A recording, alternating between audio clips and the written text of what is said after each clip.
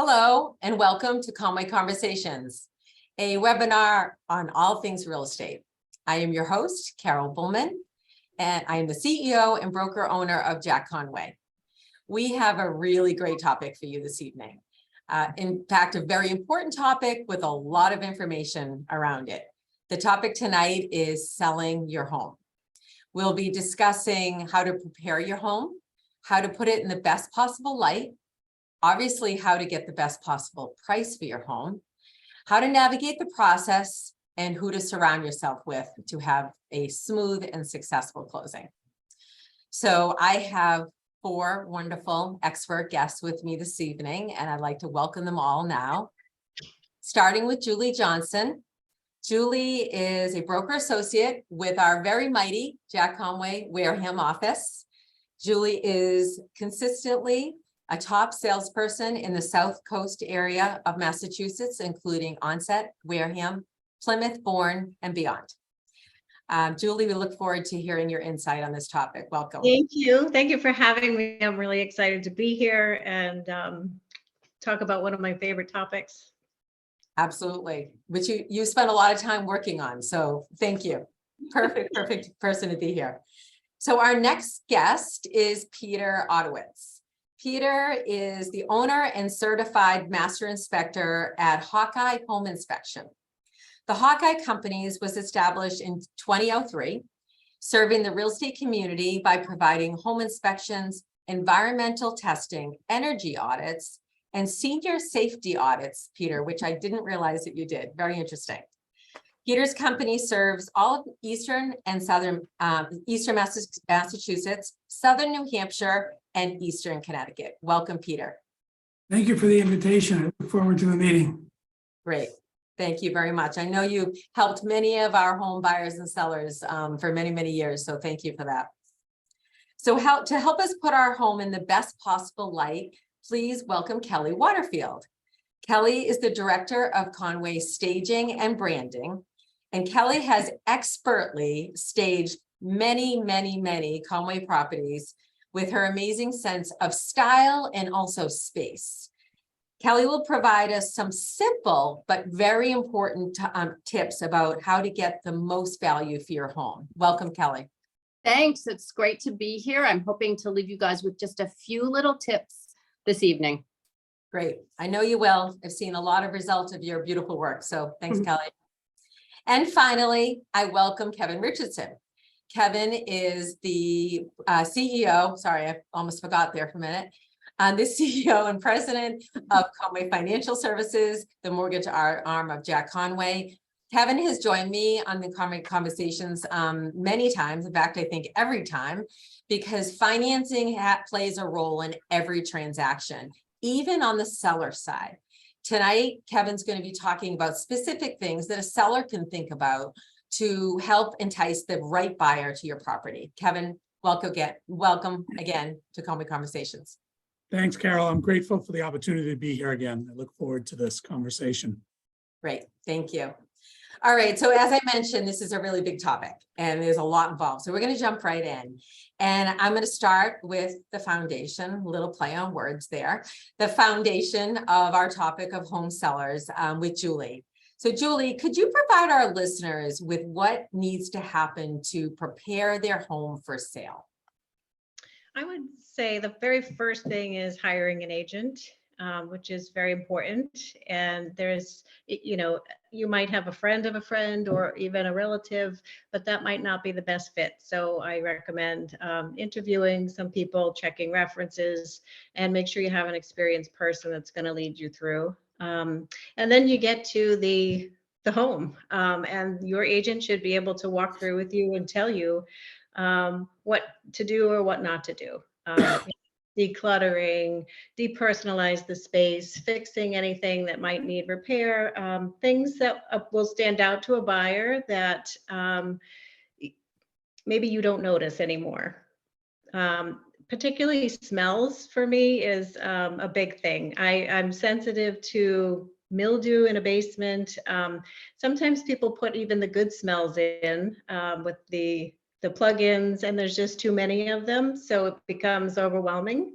So you might not smell it anymore because you live there, but those are things that may turn off a buyer. So certain things like that when you're beginning to think about listing and preparing to present your home. So that's interesting because you might think that Julie would jump right into valuing a property. And what's really important is before she even gets to that step, she as the expert is going to share with you as the home seller what she sees in the home, because she brings with her a totally different perspective than you do. It's like when you're about to get ready for a party, you almost need someone else to come in your house and see what others will see. You know, you said smells. This is very interesting. So, Julie, talk to us about pets. Most of us have pets. Most of us have pets, and we love them, of course, but not everybody does, and they do have an odor sometimes, you know, and you might not smell that either. So, you know, we recommend, you know, shampooing the carpets, getting a good deep clean, things like that. Some people have allergies. So pets are also a big part of the smell and sight. Isn't that interesting? So, you know, I really love that suggestion, because it might not be something someone specifically thinks of. Because, you know, I have a dog. I'm sure my house smells like my dog, but I don't smell it. I'm living there. So that perspective, and do you kind of coach your sellers? You know, sometimes it's personal, right? You know, these are animals, these are pictures, you know, these are things that are personal to us. So how do you approach that with your home sellers? I think when you're there and you've been invited in and you're in that part of the process, they're looking for your advice. And so, you know, you can't make people do things, but you can recommend things that will get them the most for their home. Okay, that's interesting. You said something about, you know, they invited you there as an expert. So the first topic that I think is so important for a home seller is to hire someone, a realtor that you trust and you respect and has the experience that you need, knows your area, right? Julie, and I mean, I think that's gotta be important. Yeah, I recommend interviewing at least 3 people and see who's a fit with you, because it's a process, like, you know, it's a marriage of sorts where, you know, you're going to be working closely together for some time, and it has to be someone who gels with you, who also is experienced and knows the area, knows what they're selling, and will be a trusted advisor. Yeah, that's really important. So I'm going to move over to Kelly for a moment, and I want to stay with you. You used a word a few minutes ago. You used the word declutter. And I thought about a lot of what Kelly does is that perspective, the decluttering. And again, we don't think our house is cluttered, but someone else might. Kelly, can you walk us through some of the things that you as a home stager looks at when you see a house for the first time that maybe Julie looking to sell? Sure. I think the very first thing that people have to remember is how important curb appeal is. The minute you get out the door, that is when they first start looking. That's when they see, you know, so the number one thing is to take a walk, clean up your walkway, see what they see, add seasonal flowers, a new welcome mat, really small, easy hits, but it starts outside first before you've even gotten inside. So the curb appeal, you know, just go outside, take a look, take a look before you even get in the house. And then we can talk about tips once you do get inside. Take a look at your front door. It doesn't need painting. Paint is your friend. It's so easy. It's a really big hit. And it really stands out. So it's so important about the curb appeal. That would be my number one thing. It's very cost effective improvement with paint. So, you know, get out the paintbrushes, get them out. So Kelly, that is so important. So if the yard has a bunch of weeds, the lawn is a foot long, and the door is all chipped, what does a potential buyer think? I think emotional. Yeah, I think they've already made up their mind. You know, they're like, this is tired. That's going to translate right into your house, whether it's true or not. You know, they see if it's unkempt and, you know, not tidy, that's what they're going to translate into their emotional, feel when they walk in that front Yeah. door. Also, that Yeah, it wasn't maintained at all, when it might have been, it's just maybe you've had difficulty with your lawn or something. I don't know. Exactly, or you focus on the inside versus the outside, and really the minute they get out of the car, they've decided if they want to pursue it. And So Kelly, there's a lot of things you could do that are not expensive. cost of, yes, agreed. A new welcome mat, Mhm. Target, $10. Like you That says said, a lot. Yeah. Mhm. Seasonal Right. flowers right at the front door. Really small little hits, but people do see first. So it's important. And you want them to be drawn inside to take a Mhm. look. Yes, the goal is to get inside the house. Yes. Yep. oh, I like that. Okay, I like that point of drawing, what is the reason, draw them inside. You've also touched upon emotional things. We haven't even talked, and we're going to talk about the value of the property in a moment, but you two have not even touched upon the value. You're talking about senses, sight, Yes. smell, so Yep. why is that so important? I think it's extremely important because you need to make this house, you have to declutter and depersonalize so people can envision themselves in this home, because now it's not your seller's home, it's now a potential buyer. So the key is, if you have a blank slate, the easiest thing is to think of it as a blank slate. Do my furnishings fit in here? Does it have good energy? Is there a lot of light? Open the window, take the curtains off the windows. It's all about feel and just that experience when you first open that door. Wouldn't you say, Julie? And you want it to be inviting. Yeah. And so these are the things you're going to do before you take photos. And that's another item. So after you kind of get it ready and go through it all, then you're going to talk value, pricing, have a discussion about that together. And then you're going to have your photos done. And your agent should be having a professional photographer come, not using their iPhone. And, although they're great, there is a difference. And so you need somebody who has quality people that will serve you and your home and put it in its best light. So then after all those things are done and your photos are done, that's drawing them in and giving them an opportunity to see themselves there. Right. Yeah, Right. that's a great point. First of all, you made the point of professional photography, 100% agree. Photos, draw people in. Oftentimes Mhm. people are finding that home online, right? And Right. so that has to speak to your customers.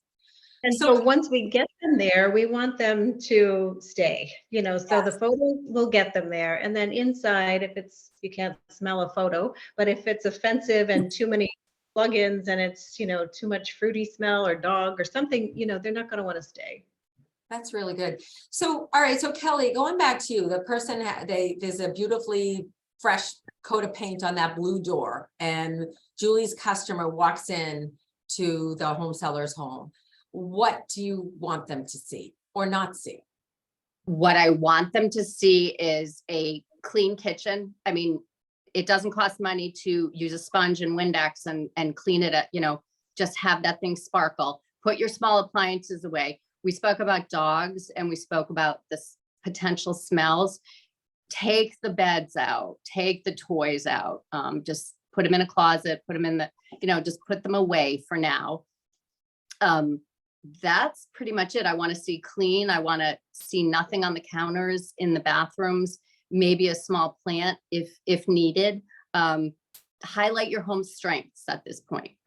So take the curtains off the window if they're really heavy. Everybody wants to see light, unless there's a huge privacy issue and there's something going on with the neighbor. But most of the time I recommend, that's probably the first thing I recommend is let's remove these heavy drapes and just bring in the light.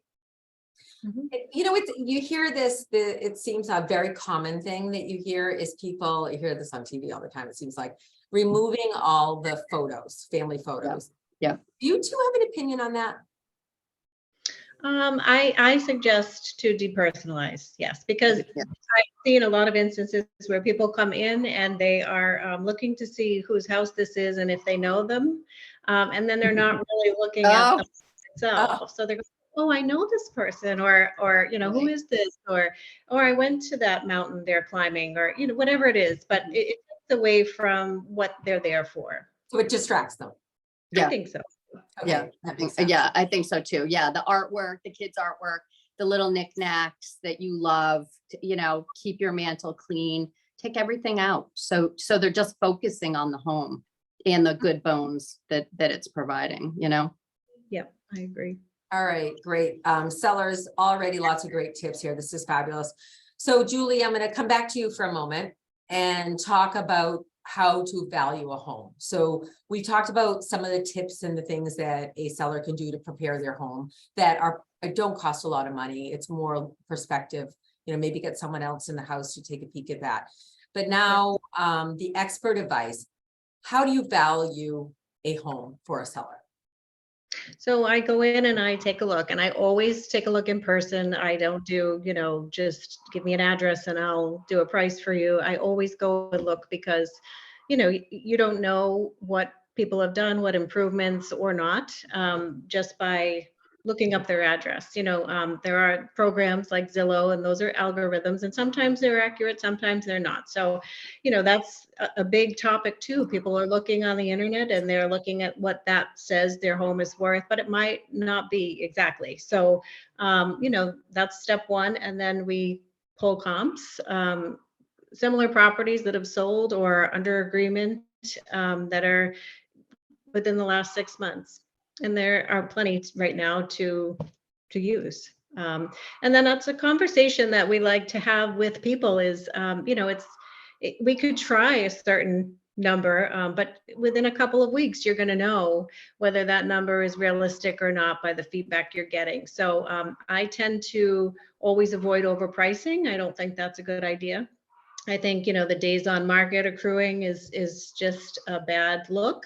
And then you end up doing the drop game and people make silly offers. So try to be very realistic when pricing or with your agent. You know, we don't want to leave any money out there for people, but we also want to be realistic at all times. It sounds like that process is a real give and take with your customer. You're also very transparent. And I like what you said about not overpricing because you want to set the right expectation for your client. And for the buyers too. I mean, nobody wants to waste time, you know, and, you know, be at a price that is just silly, and, you know, it doesn't make any sense. There's nothing to support that, because what we do, a bank appraiser is going to do, and Kevin, you can talk about that. But, you know, we need to value it at what a bank will lend for it to. So we would love to sell them all for millions of dollars, but, you know, a bank isn't going to give a loan on that either. So just setting expectations and trying to be realistic is really important to me when I'm working with people. All right, that's great. So you talked about the process, and this is a process. I want to go over to Kevin for a moment. You talked about the bank appraiser, but there's a lot more to this process. So this is a seller seminar, so we're focusing on the seller. But why does a seller need to know what a buyer is going through on the lending process? Why is that important for them to understand, Kevin? Well, just the biggest thing is to make sure things go smoothly and they're able to sell their house, right? So, you know, from a timing point of view, realistically, as long as a lender has 30 days these days, that's probably more than enough time. So when you're setting the expectations of, you know, when you're going to accept an offer, when you're going to close, but certainly, you know, from a seller's point of view, the dates of a mortgage contingency and things like that are important, because if they're going to take their home off the market, they want to know, you know, how soon the buyer's going to know that their financing is in place and things. So the dates in general are extremely important to the seller as well. Okay, so let me just stop you for a moment on that. Let's pause, because you talked about some pieces to the process which are important. So you talk about making an offer, and can you maybe you and Julie can do this together, but talk about the offer comes in, then there's a person's sale agreement signed, right? So talk about the timing of that, and when is the buyer of this seller's property applying for their mortgage? So typically what's going to happen is, and Julie, you can, you know, correct me how you do it, but When the offer is signed, then they're going to be given if the offer is accepted, they're going to be given 7 to 10 days in which to do a home inspection and then have purchase and sale signed. Typically in a purchase and sale, it says that they're going to apply for a mortgage, the day or the day after that the purchase and sale is signed. In many cases, the process is started earlier than that. I know if I have an accepted offer, I'm going to start the process with an application, and the only thing I'll wait on is ordering an appraisal, because that's the cost to the borrower, and we'll wait until the home inspection done and purchase and sale is signed and then order it. But as far as everything else, it's they're all happening at the same time. And Right. sorry, Julie, go ahead. You may have. Yeah, some it is input on the that. right time frame. That's exactly what I would do. Great. So when Julie's putting together that offer and then the subsequent purchase and sale agreement, she's going to be keeping in consideration all of these steps so that people are not under stress. There's enough time, but not too much time, because we want to meet everybody's expectations so that if a buyer is getting financing, they have enough time to go through the process. All right.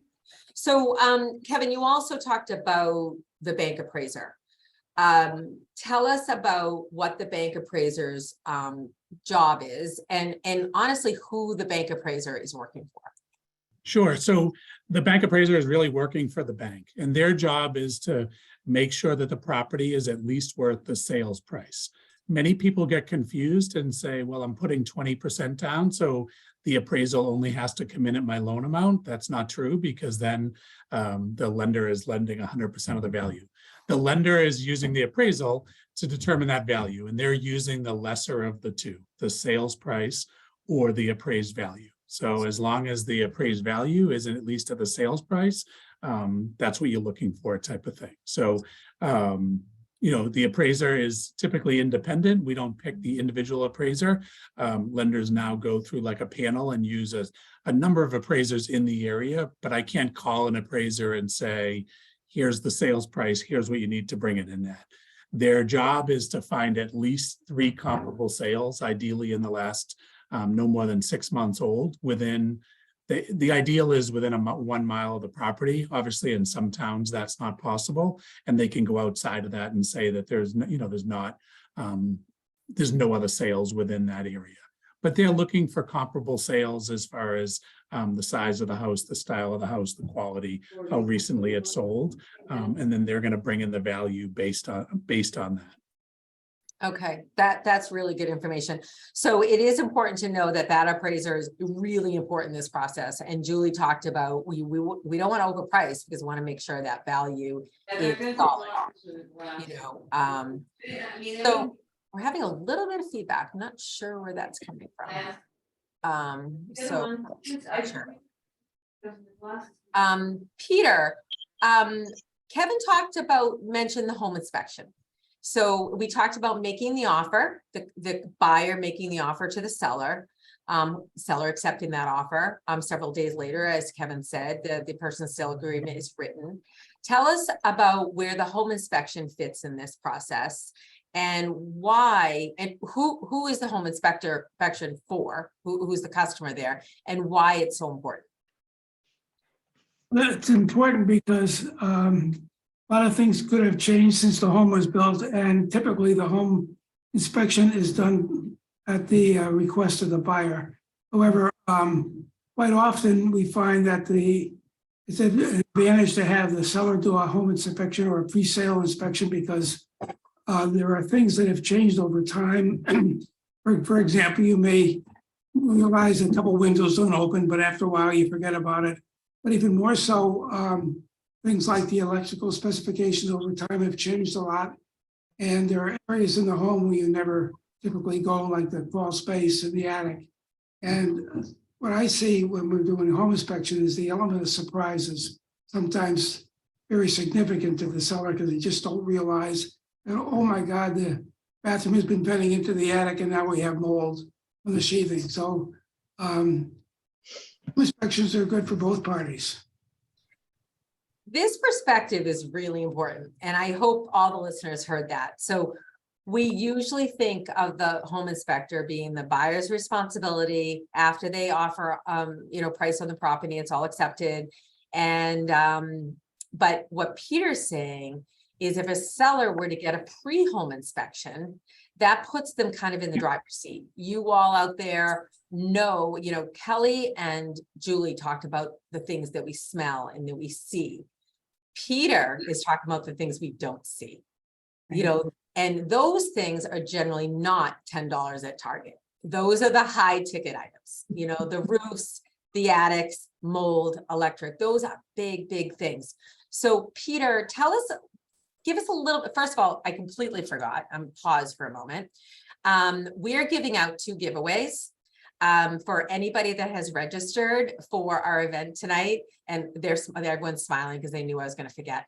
And everyone that's registered for tonight is going to be entered into a drawing for a free home inspection offered by Peter and his company, a Hawkeye Home Inspection. Thank you, Peter. And a free consultation for a staging offered through Conway Staging. So thank you very much, Kelly. Those are really valuable things. So we're excited to be able to share with you. And Alyssa, who is our producer, who is in the wings, setting us all up here, she will let you all know by email who the winners are. So good luck. So Peter, getting back to the pre-home inspection, tell us a little bit about that. Well, there are 2 different types. Basically, you can walk through the home as a consultant and just point out things that may come up in a full home inspection. Or you could do a full home inspection, which includes the exterior, the interior. And I think a lot of times people waive an inspection because they feel the home is perfectly staged. But it's sort of like buying a car.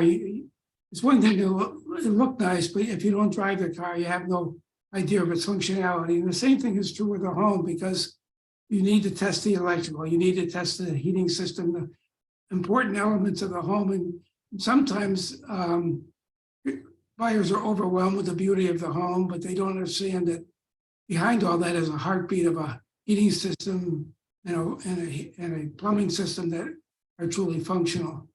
The other thing I would mention is that sometimes after a regular home inspection, some topics come up for discussion regarding the cost to fix things. And I think one of the things that a pre-sale inspection does is it allows you to at least identify those areas that might be of concern to the buyer, and they may request repairs or replacement. And what I have found is that sometimes Uncle Bill will be with the buyer or the father or family, and they'll come up with, my God, that's going to cost $20,000 or $15,000. With a pre-sale inspection, you're able to, at least, if you don't want to fix them, at least you can get some legitimate pricing, so you can say to Uncle Bill, gee, I have a quote right here from the roofer that says the roof is only going to cost $15,000, not $200,000. I think it's, yeah, Julie, first I'm going to pause for a moment. First of all, that was great. Any questions from the audience? If you have a question, feel free to type it in the chat and we will share with the experts. So Julie, comments on what Peter said about home inspections.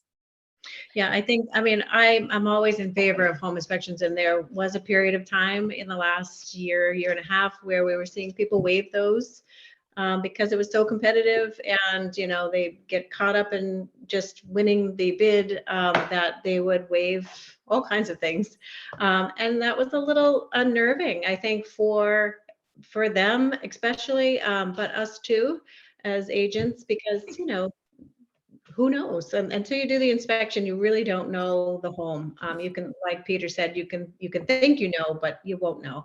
I am starting to see those contingencies come back in offers. So people are, I think they probably always wanted them and knew there was a value, but had to work within the rush that they were in. And now I think people are taking their time a little bit more.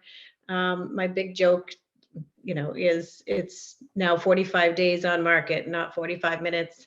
And so, I think people are taking taking a little bit longer to do research and, protecting themselves a little bit and knowing what they're buying. And so the home inspection is a very important piece. I'm gonna come back to Julie in a couple of minutes about the market in general. Actually, all of you may want to comment on this. I want to go back to Peter for a moment. Peter, what are some of the big ticket items that you see? One of the most common things that, me as a home seller, I may not even think of that you see that can be uncovered by home inspection or pre-home inspection.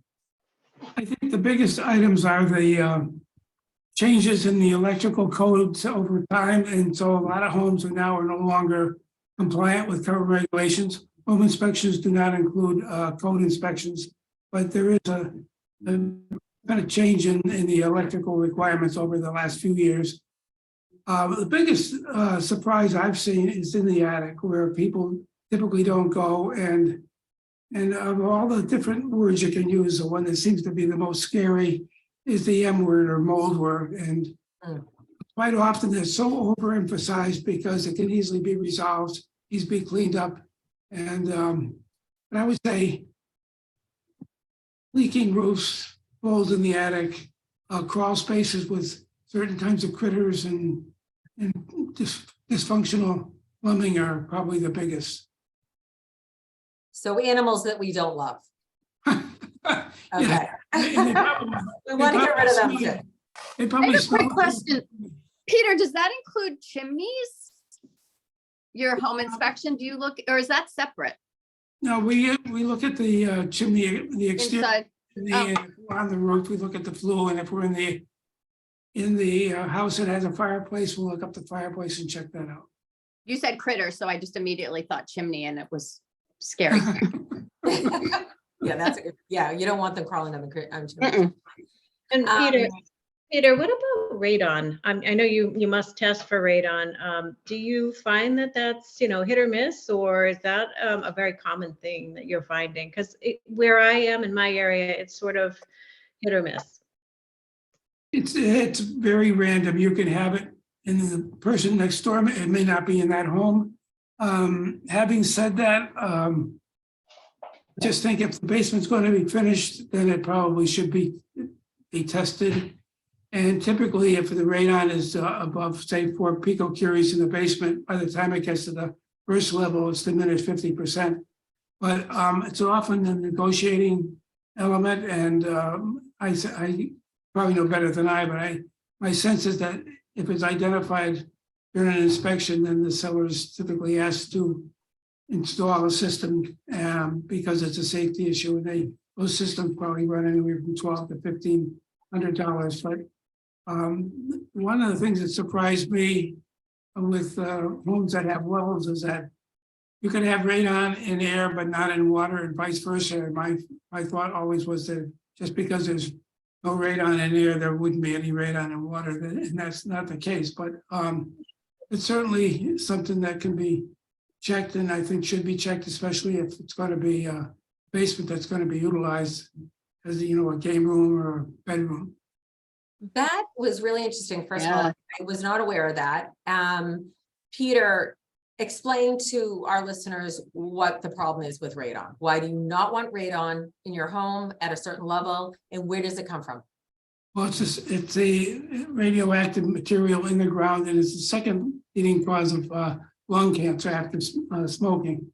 So it is important to be tested, and it's odorless, and can't see it, you can't smell it, and so you really don't know whether or not it's there unless it's actually tested. And that test can last 2 to 4 days typically, and there are in some situations where there's a demand for a quick turnaround. We have what is called a continuous radon monitor, and that will sit there, and the results will be done at the end of the testing, as opposed to having canisters being sent into the laboratory, which is another version of the testing of radon. Do you find one of those more accurate than the other, those two types of radon tests? No, I think the biggest element is the timing, and also it can tell you whether or not anyone's been fooling with the canisters. Sometimes people have a tendency to move them outside, little canisters, so you can tell by. I don't believe that. Pardon? I don't believe that. I'm teasing you, Peter. And Yeah, I asked this because it's been a deal breaker for some people. If there's radon found, I would say majority of people are happy to, have it fixed and put in a system, but some people it's a no. So that might be something a seller could do prior. I know you could, order a test from your company and have it done. And then maybe you could sort of pre-game and put in. absolutely. Well, the other interesting part of that is that it also reduces the humidity in the basement. It's a byproduct of that mitigation system that people don't sell, but it actually lowers the humidity in the basement, so the basement is actually a happier place to be. Absolutely. Peter, we have 2 questions from our listeners. First of all, still looking for some clarification of what exactly radon is. Explain to us, give us a very short, explanation of what it is. Well, I'm really not the expert on it, but it's radioactive material that is in the ground, and it rises through cracks and crevices in the ground, and it's cancer producing. But all right, so it could be breathed in, it could be consumed through your water, and if it's at a certain level, that's a concern. And what I think is so important about this discussion is why surrounding yourself as a seller with experts is so important. Our job with this seminar this evening is to give you different things to think about, and that's one thing just to be aware of, that, as Julie said, it's not a deal breaker, it's not, but it's something that people need to be aware of so they have the information to eradicate. Or if there's a small amount, it may not be an issue. So those are things that the experts can help us. There's also another question, Peter, about home inspector, and actually this could be a Julie question. To have a discussion with a seller, how do you approach recommending a home inspector? So Julie, this is you, before the home goes on the market. I have had this discussion with clients. I think this is a very important, or is it? I think it's a great idea. Yeah, I definitely think it's something that is beneficial to the seller to either know, what's could be coming on a home inspection when the buyer does it, and also pricing of repairs, those items like Peter said. The other thing is, they may offer to share that inspection with the buyer, and then not have to go through that process again. The buyer may want to do their own, but that could eliminate a contingency of an offer if they want to share. So there's a lot of places I think that could come from doing a pre-inspection. That was a great point, Julie. I think that from the standpoint of negotiating price and coming up with things that, so I think the element of surprise is really can be painful. And if you know something it needs fixing, at least you're going to either address it or at least know about it and get some quotes around what it would cost to fix. And I think nothing else, it certainly eliminates some surprises at the end of the negotiating. Yeah, I've seen sellers do it, but it's not a common thing that they do. But I think your agent, if they recommend that to you, then that's something you might want to consider. In the days of the buyer's market, there were times when sellers would actually have a full report on a table during an open house, and they would share that information with anyone that came in just to get the property moving. And it's transparent, you're not hiding anything. We've looked, and so here it is. This is what we came up with. So yeah, I like it. A lot of information, and a lot of what we've been talking about is about the emotion of the process. It's a very emotional process, right? And removing as much of the emotional barriers is really key to a smooth process. We have a couple more questions. Another question here, Julie, I'm going to come back to you again. This question is, first of all, thank you very much for the awesome seminar. That was really nice. So thank you all. Could you please share the most common objections you encounter from sellers? Objections? Yeah, so it sounds to me like, what are the things that you hear that can maybe get in the way of the process the most? And while you're answering that, I'm going to pull my shade down because I think the glare is right on my face. So you talk, we're all listening. Go ahead. So pricing, I think, is the biggest objection. So, people are emotionally attached to their home. Your agent isn't, and your agent's looking at it from an entirely different standpoint than you are. You've put all the sweat equity into it. You've raised your children there, all these memories. So, you are emotionally attached. So I think pricing and value, that's probably the biggest objection. And then there are some people who just don't want to declutter and don't want a sign up, and there's a lot of things that people are particular about. So, we try to accommodate, but also explain what not having these things or not doing these things could mean. So again, it's their home. We work for them. And we're just here to guide through the process and advise. And, but ultimately these things are their decision. Yeah. Okay, great. All right. So let's now come back to the market itself. We've talked a lot about specifically the home. We talked about how to put it in the best light, through staging, preparing for some of the surprises through a home inspection, the process, the timing, the mortgage process, for why that's important for a seller. Let's step back a little bit and talk about what's on a lot of our listeners' minds, and that is the market itself. Julie, you said something really important. Julie talked about people waiving home inspections. So for the sellers out there, for a while there, because of the market, and I'm going to ask Julie to explain why in a moment, people were waiving home inspections. Now, what that would mean is a buyer would come in and make an offer on a piece of property of a seller's, and they would say, I'm going to take every possible thing off the plate so that you choose my offer. And one thing could be that home inspector. In other words, if no matter what comes up with the home inspection, we're going forward anyway. So you mentioned, Julie, that was happening a little bit, and now it's changing a bit. So I agree with you. Love that people are using home inspections. I think it's really important. I mean, from my perspective, the more our sellers know about these properties that they're buying, the better we've done our job. I also understand the pressures on buyers in these last couple of years. Why were buyers so pressured, Julie?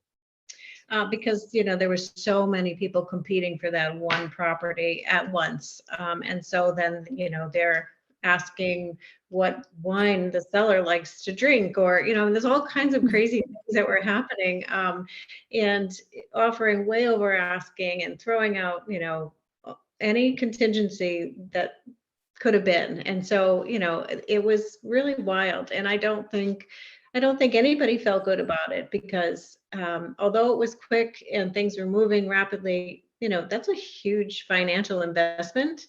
And it doesn't feel good when you feel pressured or, under the gun to make an offer that you might not be that comfortable with.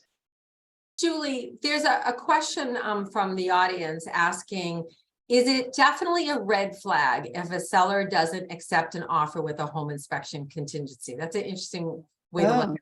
Do you see that as a red flag, or do your sellers see that as a red flag? To a buyer, you mean? Right. Yeah, no, to the seller. So in other words, is it a red flag? Oh, no, I'm sorry, to the buyer. So if a seller says no home inspection, is that a red flag?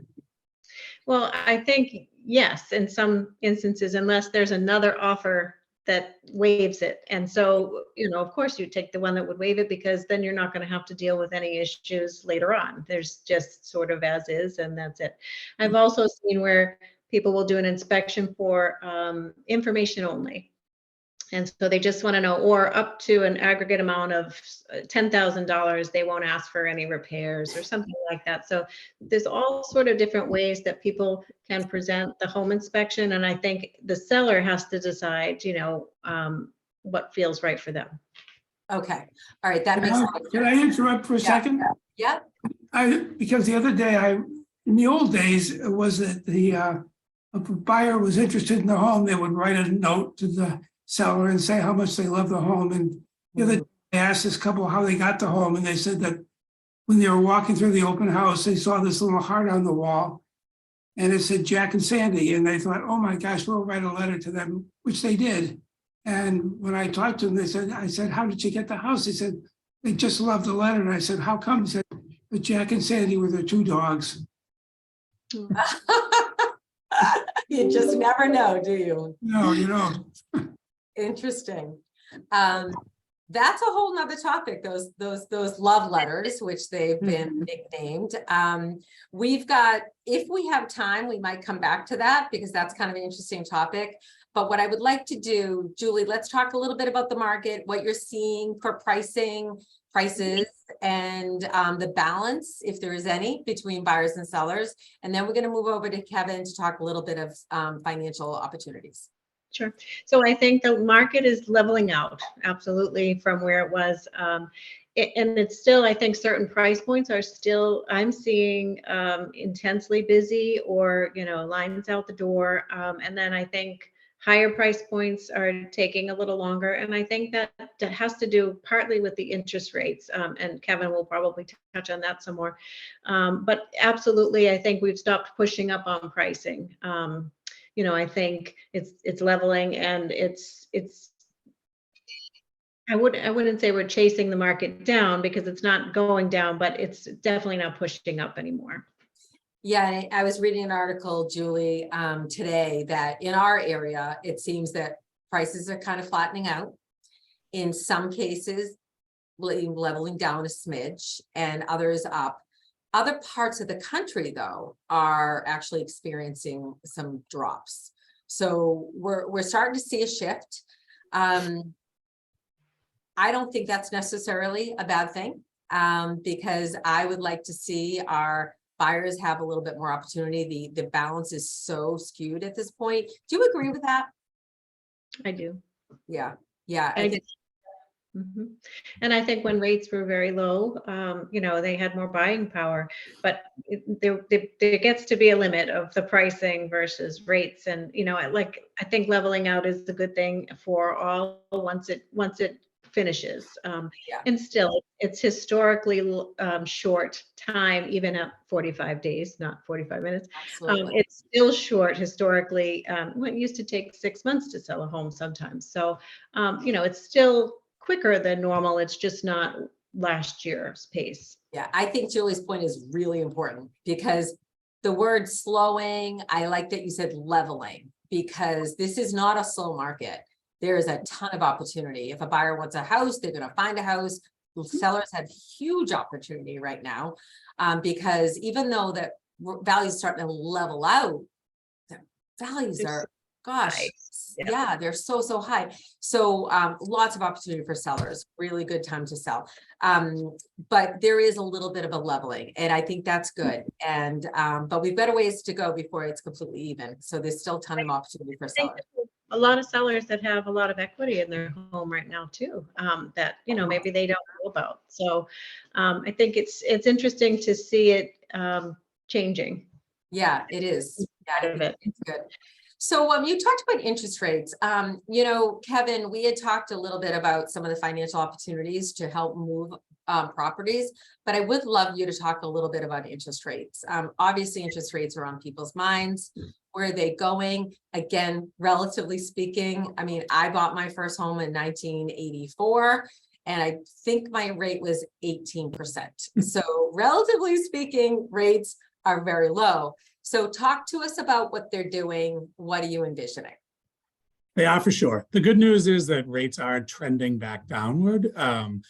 Today's rates are in right around the 6% range, depending on obviously down payment and credit score type of program, down significantly from our, highs of October and November, but obviously still higher than, the really low rates that Julie talked about the last couple of years.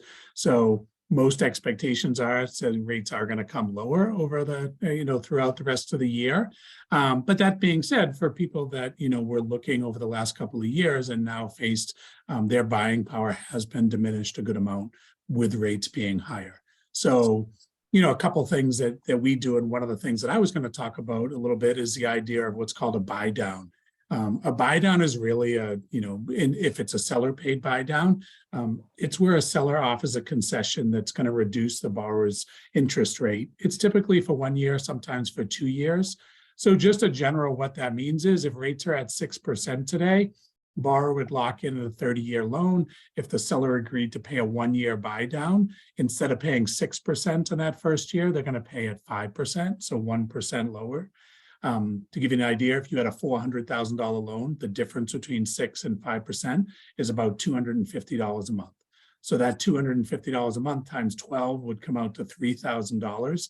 That would be the cost of the 1-year buy down, would be that $3,000. There's a couple different benefits to buyers as well as to sellers. From a buyer point of view, one, a seller paid buy down is going to help them ease into home ownership. That starting payment's going to be lower. It's going to give them a year, sometimes 2 years, until the full payment goes into effect. In that time, rates may come down lower where they ultimately refinance to that lower rate. But it does start them with a lower payment, which is obviously beneficial. As I just said, those initial payments are lower than what the permanent payment's going to be. So the affordability comes into play. So the mortgage is more affordable starting out. And as a result, they're going to pay less interest over the life of the loan because they're going to pay on that lower rate for the first year or two. So those are obviously good benefits to the buyer. From a seller point of view, many times the cost of that buy down is going to be significantly less than paying for the buyer's closing costs, or even just reducing the price. If you had a home on the market for $500,000 and the buyer asked you to take $10,000 less, from the buyer point of view, $10,000 at when rates are at 6%, that's about $60 a month savings. It would probably be more beneficial to the seller to say, look, instead of lowering the price, pay full price, I'll do a buy down for 1 year or 2 years. It's going to be more beneficial to the buyer over those year or two. And from a seller point of view, the cost of that buy down would be less than reducing that price by $10,000 in most cases. Sorry, I was just going to say, Kevin, this is a fabulous product. The buy down is something that will help the buyer, but ultimately can be used as a tool for a seller, correct? Correct. We're seeing some listings advertised, to attract more buyers and make it more attractive. Okay. Is writing a list and saying, seller agrees to as an incentive for buyers, we'll pay for a 1-year buy down right up front. Very creative. Okay, so what I'll leave on that particular topic is this is the importance of surrounding yourself with experts, because that's a product you want to make sure as a seller you really understand the benefits, the costs, how it'll affect you, how it'll affect the buyer. So Kevin and his team would consult with you and explain, walk you through the process, and your realtor, the Julie in your world, will help you through that process. So thank you, Kevin. We have a question here. This will be our last question from the audience, because then I'm going to ask each of you to leave us with one sage piece of advice that you want everybody listening today to remember. So before I do that, this question is for you, Julie. Are you finding that sellers are still not wanting contingency of home sale? So meaning a buyer comes in and they have been at a disadvantage if they have a house to sell. It is not closed yet. We explain to the listeners how that works. Right. So I think, again, a home sale contingency is never that appealing, but there are certain conditions in which it, better than others. Last year, it would not have been considered. There was too many people offering, and that was such a big contingency that wouldn't have been thought of. And a lot of people knew that. So they were selling prior, they were becoming cash buyers in some sense, and then, maybe moving twice. Now I am seeing that re-enter a little bit, changing.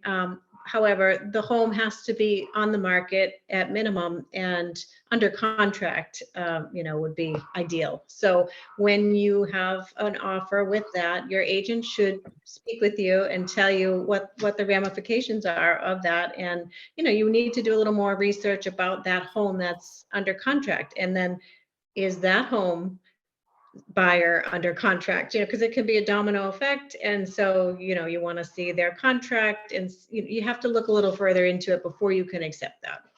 Okay, so the environment is changing, again, leveling off a little bit when it comes to selling homes before purchasing another one. Okay. Yes. That's really important. Thank you. That was a great question.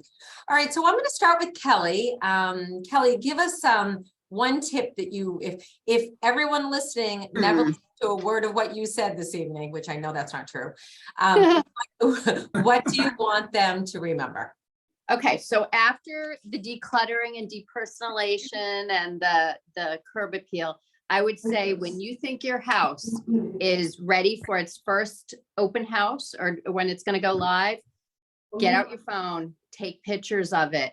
Once you see it on your phone, this is prior to your professional photography, you will actually see on your phone things that you've missed. So that's my biggest takeaway is when you think it's good to go, take a picture of it into every single room and take a look and see what you've missed. Is there a dog bed under the table that you didn't notice because you're so used to seeing it? It will give you a different perspective. So that's my biggest takeaway, I think. Use your phone. Use your own phone. And Use your own phone. Okay, I love that. That's a great idea. Thank you. And Kelly, thank you for your participation tonight. Your ideas were fabulous. I know you helped a lot of people out there. So thank you so much. Appreciate it. Thank you. So Kevin, what do you want to leave our listeners with tonight? So it sounds very simple, but the biggest thing that I say it to buyers all the time, but I would say it to sellers too, is simply ask questions. I tell buyers all the time that, I couldn't do their job. I don't expect them to do mine. The reality is most people, one, it's the biggest purchase they'll probably ever make in their lives is a home, right? But most people only do it 1, maybe 3 times in their life. From a selling point of view, someone like me may never sell their home because the thought of moving, scares me, but most people only sell 1 or 2 times. So you have an expert, like Julie listing your home, or whether it's Peter, ask questions. There's no such thing as a dumb question. And you wanna make sure you understand everything about the process as you're moving forward. All right. So knowledge is power. Get yourself completely educated on the process, rely on people that you can trust, and jump in. So that's great. Kevin, thank you. Always, your financial advice is always so helpful to all of us. Appreciate that. That was a great idea on the buy down and some of the things. Appreciate being here. Thank you. Thank you. So Peter, not only thank you for giving us a free home inspection, but also for all your great ideas on the home inspection. I learned a lot tonight from you. What would you like to leave the listeners with?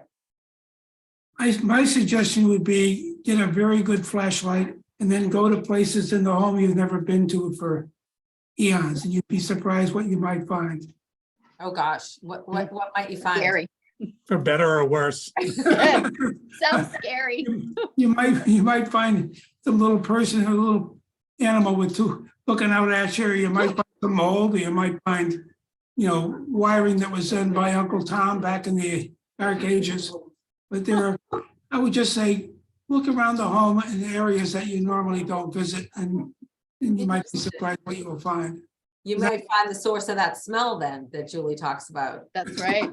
All right. That's right. Okay, good. That was great. Interesting. The 3 of you said something very similar. It's really about, looking at it from your own perspective again, doing your own homework and educating yourself. Okay, so Julie, finally, from the real estate realtors, broker, associates perspective, what would you like to leave us with?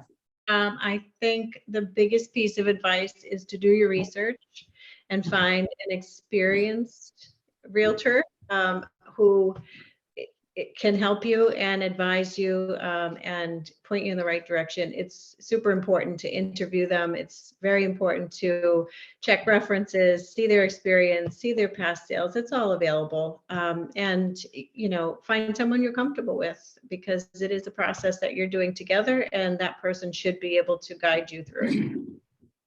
Good advice, not to be afraid to say, I want to interview 3 people.